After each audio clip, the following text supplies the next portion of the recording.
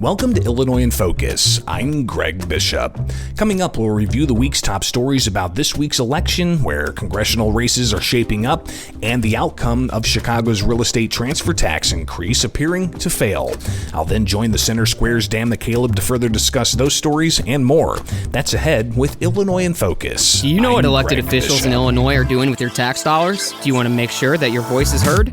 If so, then you need Blue Room Stream, a live and archived video streaming service that provides access to government meetings and events. With Blue Room Stream, you can watch how your elected officials make decisions, hold them accountable for their actions, and be a more informed citizen. Blue Room Stream is the perfect way to get involved in the democratic process and to make a difference in your community. Subscribe today at blueroomstream.com.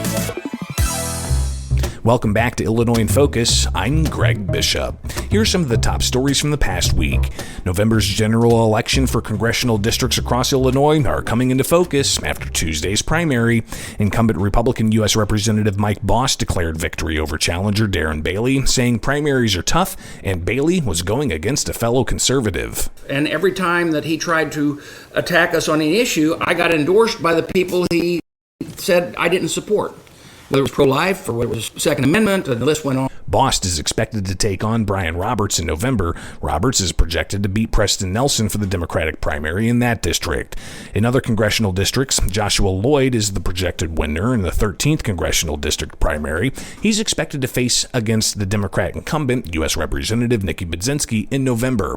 For Illinois' 17th congressional district, it looks like a matchup between Republican Joe McGraw and incumbent Democrat U.S. Representative Eric Sorensen. Chicago Mayor Brandon Johnson vows to continue his agenda despite an apparent defeat of his Bring Chicago Home referendum. Kevin Bessler has that story. The measure, which would have increased the city's real estate transfer tax on properties over $1 million and used the funds to pay for homelessness programs, now appears to be rejected by voters. Johnson says in hindsight, he wishes he would have done more campaigning on the issue. How do we make sure that they understand the assignment, even if they're not impacted? Where the point of pain is where we should actually lead.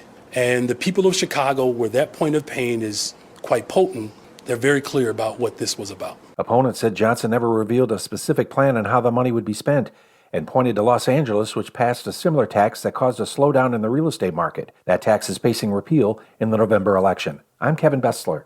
Those are the top stories from the past week from Illinois. Find more online at thecentersquare.com. Coming up for Illinois in Focus, I'll join the Center Square's Dan McCaleb to further discuss the news. This is Illinois in Focus, a production of America's Talking Network. I'm Greg Bishop.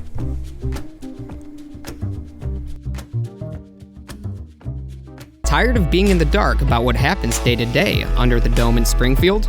Do you want to be more informed in the decision-making process? If so, you need Blue Room Stream, a live and archived video streaming service that provides access to government meetings and events. With Blue Room Stream, you can watch elected officials in action, holding them accountable, and having your say on issues that matter most to you. Blue Room Stream is the perfect way to stay informed about Illinois state government and to be a more engaged citizen. Become a subscriber today at blueroomstream.com. Greetings and welcome to Illinois in Focus, powered by the Center Square. I'm Dan McCaleb, Chief Content Officer at Franklin News Foundation, publisher of the Center Square Newswire service. It was primary day in Illinois this week, and voters in Chicago were asked to decide on a controversial $100 million tax increase on real estate sales for properties listed at more than $1 million. If successful, the tax hike would not just have affected home sales of the more affluent homeowners, but the sale of business and other commercial properties as well. With mail-in ballots still being counted, it appears that the referendum failed. Joining me today to discuss this is Greg Bishop, the Center Square's Illinois Associate Editor. Greg, there are a number of complexities in the storylines over this referendum. We'll get into that in a minute, but let's start with where the referendum stands in terms of vote totals and outstanding votes still to be counted. Yeah, so as of right now, 98% of precincts reporting in Chicago, not Cook County. This was a Chicago-only referendum. And as of right now, 54% said no and 46% said yes. So as it is right now, it looks like that ballot referendum is going to fail. But even Chicago Mayor Brandon Johnson, he noted that there were uncounted ballots because Illinois allows for up to 2 weeks for mail-in ballots to ultimately be counted and added to the tally. Now, whether or not the thousands of remaining ballots that were not sent in before Election Day, whether or not that's going to turn this the other way, we have yet to see, and we won't know the full final outcome of whether or not taxpayers can expect to pay more in transferring real estate over $1 million, and whether or not that measure is going to ultimately be approved or not. But as it stands right now, 54% no, 46% yes. But we'll be tracking that over the next 2 weeks. Yeah, Greg, the Free Market Illinois Policy Institute did an analysis of the votes that have already been counted and the outstanding mail-in ballots that could still come in. And their analysis showed that 80% of those outstanding mail-in ballots would have to be yes votes and just 20% no votes for the referendum to actually pass. That seems like a tall task, but we won't know until they are all in and all the votes are counted. Let's talk about the money. Brandon Johnson pitched this referendum, this tax increase referendum. The new revenue would be used to address the homelessness issue in Chicago. Of course, the migrant crisis with tens of thousands of migrants relocating to Chicago from the southern border, that's only enhanced the homelessness problem in the city. But there's others who are claiming that because the referendum doesn't specifically dedicate the money to the homelessness issue, that Johnson and the city council could use any excess revenue however they wanted. Tell us a little bit about that angle. Yeah, so even to the issue of how the funds could be used, a lot of uncertainty about the language of the proposal, and you even had some talk of what could possibly be earmarked for Chicago teachers, as the Chicago Teachers Union was a major backer of Brandon Johnson in his bid for mayor, and some of the indication is that they're in conversations with a new contract that could include some kind of assistance for Chicago teachers to live in Chicago.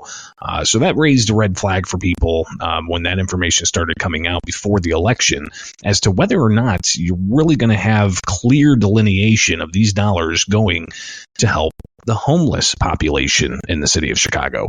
One thing to note, the city of Chicago already spends tens of millions of dollars on the homeless situation and has so for years, but we really haven't seen a major dip in the amount of homeless being housed. And that also raises the question of throwing more money at this problem. Will that even do a change? Will that bring about substantive change to house the homeless?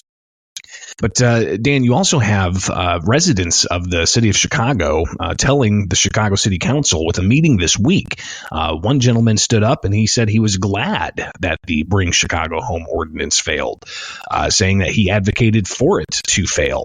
And he linked that to the migrant crisis, saying that hundreds of millions of dollars are being spent on migrants when that money could be going to the community to help the homeless population.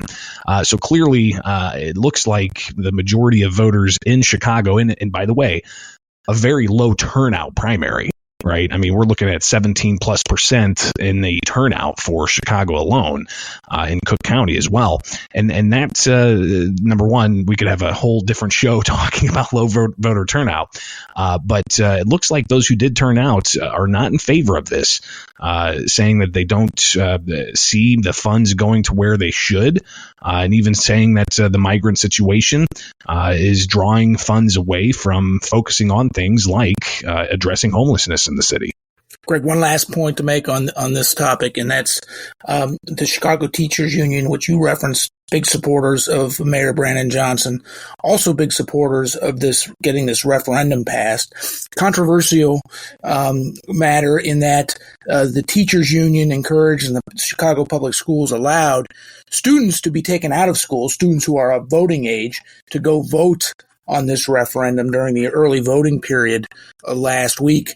A number of critics of that accused them of illegal electioneering. Your final thoughts on this? Yeah, a lot of questions there, and as far as the a proper use of school children's time and whether or not they should be encouraged to go be advocates for one issue or the other. There's a fine line between teaching about American civics and then also encouraging people to vote a certain way. So clearly that's a controversial issue when it comes to the Bring Chicago Home ordinance and the tax increase. But really, I think that people saw the opposition to the tax increase from businesses. It doesn't matter, the ethnicity of the business owner. They would have had to have paid increased taxes if they were to sell their property. But there were also major concerns about what this measure could do for rents, because if you have the increased taxes on transfer of property over $1 million, you could possibly see the price of that property having to go up, but the value not necessarily being impacted. And if you have the price of the property going up, that's going to increase rent for people and businesses. So you even had the Black Chamber of Commerce in Chicago adamantly opposed to this, essentially calling it a migrant tax and bad for business. And I will say that a lot of others pointing, including the Illinois Policy Institute, to the idea of addressing homelessness by getting rid of business regulations, ensuring that people who are in need of jobs are able to get jobs by making a better business climate. And that alone, people say that it could help solve the problem of homelessness without increasing taxes. Greg, let's talk about a couple other items from the primary ballot. As we've written about at the centersquare.com, one of the headlines was that the lack of choices on these ballots. Voter turnout was low, as you mentioned. And part of that is because there really weren't any high-profile races. One of the biggest ones was probably from a downstate congressional district where you had incumbent U.S. Representative Mike Bost being challenged by former state senator Darren Bailey, who ran and lost against Governor Pritzker in the last gubernatorial election. Tell us about that one.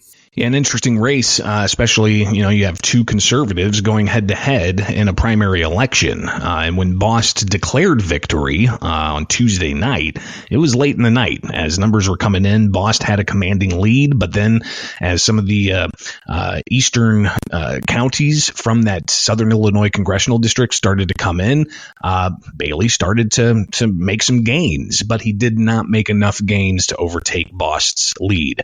But Bost said that primaries are tough, and Bailey was going against a fellow conservative. He said every time that Bailey attacked him on an issue, Bost got endorsed by the people that he said he was not supporting, like the pro-life groups and the Second Amendment groups, and the list goes on, Bost said.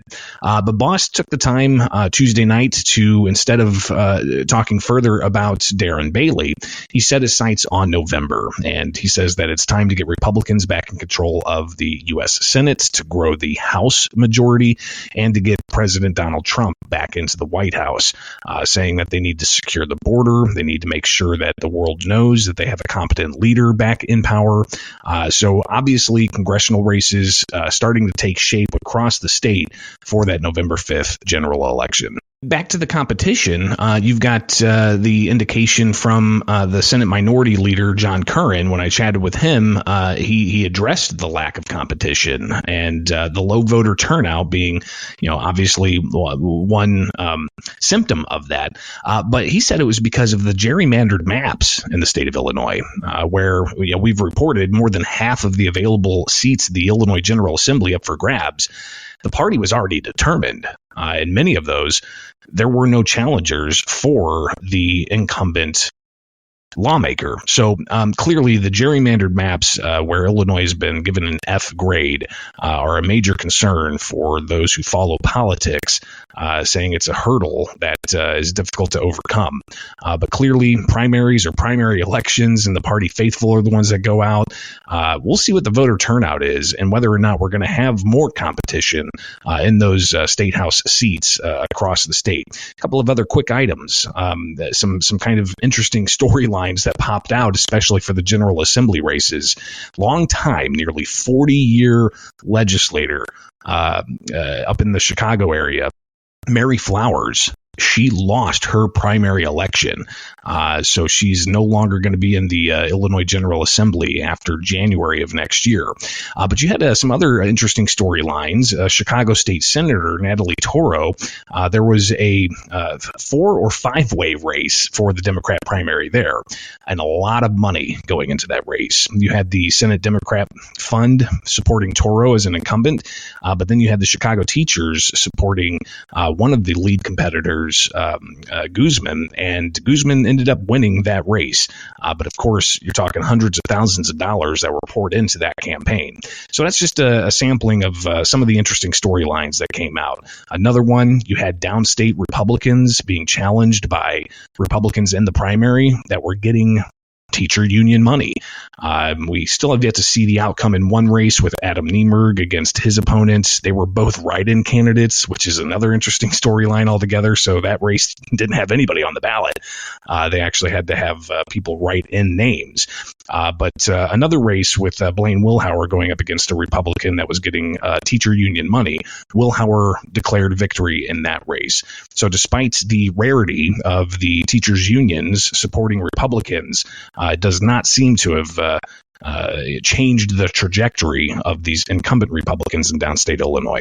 You mentioned the migrant crisis facing Chicago during the tax increase referendum discussion. But now there are some Republicans who are wanting better scrutiny over how those tax dollars are being spent. Tell us about that. Yeah, the governor obviously looking to get his proposed budget across the finish line before the end of May. It's a major issue that they've got to deal with at the State House, and you're looking at $52.7 billion of spending.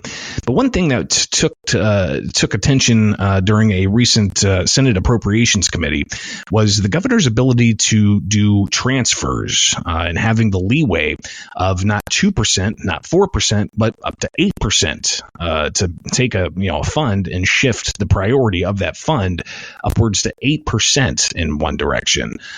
So there was some pushback on that idea. State Senator Chapin Rose, he pointed out that this is a large amount of power going to the governor, and it really takes away from the transparency for taxpayers to know how their dollars are being spent. But clearly, this is going to be part of that budget negotiation process going through. But obviously, there's still overarching concerns about who's getting these migrant contracts. How much money are we going to be spending on non-citizen health care? How about other problems that are not being addressed because of the hundreds of millions of dollars going towards the non-citizen migrant crisis in the state of Illinois? So there's a lot of uncertainty on how to track those dollars, on how to hold the Pritzker administration accountable for how those dollars are spent, and just how much this cost is going to drive funding from other programs across the state. Another story we covered at thecentersquare.com this week, the latest U.S. Census data information that was released breaks down populations by county across the country. And an analysis of that new data by the Illinois Policy Institute shows that 87 of Illinois' 102 counties, including all 8 metro areas in the state, lost population. Tell us more. Well, if you raise that issue with Democrats at the State House, they'll say that that's just not true. And it's something that they've pushed back on for years now, despite the estimates from the U.S. Census showing that the state of Illinois continues to lose population. And we've had a decade of decline in the state of Illinois. That is 10 straight years of tens of thousands of people each year estimated to have left the state of Illinois. We lost a congressional seat in the most recent the apportionment for congressional seats, and you're talking economic impact, taxpayer impact, the number of people who are able to support a certain area. So we've known for years that population is declining in the state. But when the governor is asked about this, for instance, Governor J.B. Pritzker, he seems to be in population decline denial, I guess, because he says that the census got the numbers wrong. But the governor, even a couple of months ago, he put out a statement saying that the U.S. Census is changing Illinois' population. But Dan, last I checked, we still lost a seat in Congress. We're still, a million or so shy of what we were 10 years ago, and even more so from 20 years ago. And clearly the U.S. Census numbers, even if they revise the numbers upward, we're still seeing fewer and fewer people in the state of Illinois. And people are moving not necessarily to Florida where it's nice and sunny, not necessarily to Texas where it's nice and sunny. Now they're moving to our neighboring states. And we're the only state in the Midwest that saw this level of population decline. And you've got some saying that we need a better business climate in the state. We need better job opportunities in the state. But when you have people denying that we're losing population, that kind of leads you to think that there's not really going to be any substantive change to reverse that trend. Chicago, just noting that Chicago lost 41,000 residents in 2023. That accounts for about half of all of the state's population loss that year. And, violent crime, of course, is a big issue in Chicago. You've had major business owners leaving the city citing that violent crime. As you also mentioned, the business regulations in the state and the high taxes in Chicago and across the state, too. I'm going to close with this one. Interesting juxtaposition of stories that we've been covering at the State House. A new bill that's been filed in the state capitol seeks to end euthanasia for cats and dogs in the state. Contrasting that with another piece of legislation that we've written about previously at thecentersquare.com about legalizing assisted suicide of people in the state. Why don't we start with the news story about ending euthanasia for cats and dogs? Tell us about that. Yeah, and the sponsor of this measure, State Senator Mike Simmons, Democrat out of Chicago, he said that this was necessary because during the pandemic, when people were told they couldn't go to work or couldn't go and hang out with their friends, they adopted animals, cats or dogs, from their local shelter. And then once the restrictions were lifted by the governor, you have people going back to work, realizing, wait a second, I can't take care of this dog anymore. So there's been a concern for a while about an increased number of pets being returned to animal shelters. And what do you do if your animal shelter gets overloaded?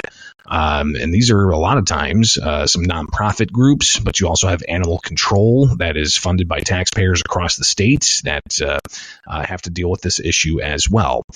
But some of the measures that we're looking at here, one in particular from Mike Simmons, would say that you can't euthanize cats or dogs that are in shelters. While he says that pet owners could still euthanize their animals if the animal's old and it's in the best interest of the animal, so it's no longer suffering. He says that would still be in place, but you could not have shelters euthanize cats and dogs. Well, groups that help run and represent these shelters say it's a bad idea, because they need to be able to maintain proper control of the population in those animal shelters for reasons of disease, reasons of ensuring that these animals have proper facilities and space. And that these shelters aren't being overrun. But clearly, this is an interesting issue that's taking precedent, at least for Senator Simmons. Greg, we are just about out of time, so we're not going to be able to get into the separate legislation that would legalize assisted suicides in the state. We have talked about that on Illinois in Focus in the past. We'll save that conversation because there's plenty of legislative session still left. These bills are either going to move or they're not going to move. We'll see. Greg's team at thecentersquare.com will be covering them. Greg, thank you for joining us. As mentioned, listeners can keep up with these stories and more at thecentersquare.com.